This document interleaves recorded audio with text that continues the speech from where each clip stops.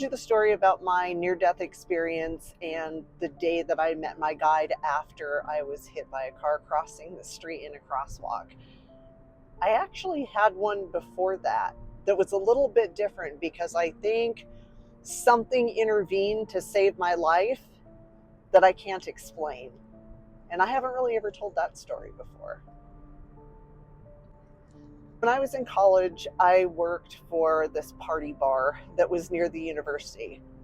It was the place to hang out. It was awesome. It was so fun. It was one of the favorite jobs I've ever had as far as getting working. And I was able to walk to school from there, which was great.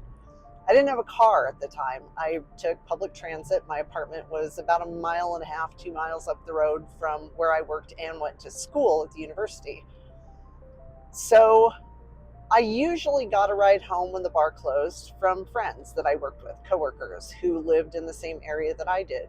But there was one night that I didn't have a ride home. And when I got off work, public transit was over with, which meant I had 1.5 miles, 2 miles to walk at 2 o'clock in the morning in a very not safe way as a young woman that age. So I had lined up a ride ahead of time. That person ended up getting sick and not going into work, and I don't know what happened. I don't know why I didn't plan better.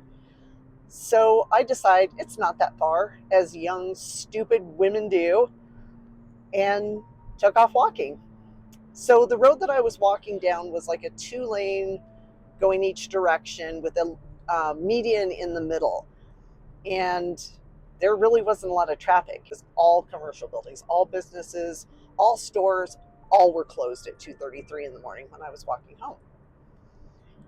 So I see a car pull up off to the side of the road that looks just like the car of the friend that I was going to ride home with. And like, oh, he's here. Knowing that I had to walk home on my own, or maybe concerned, that wouldn't have surprised me if he'd come to pick me up even though he wasn't at work. And I walk over to the car and I get close enough to see who's inside of it and realize it is not my friend.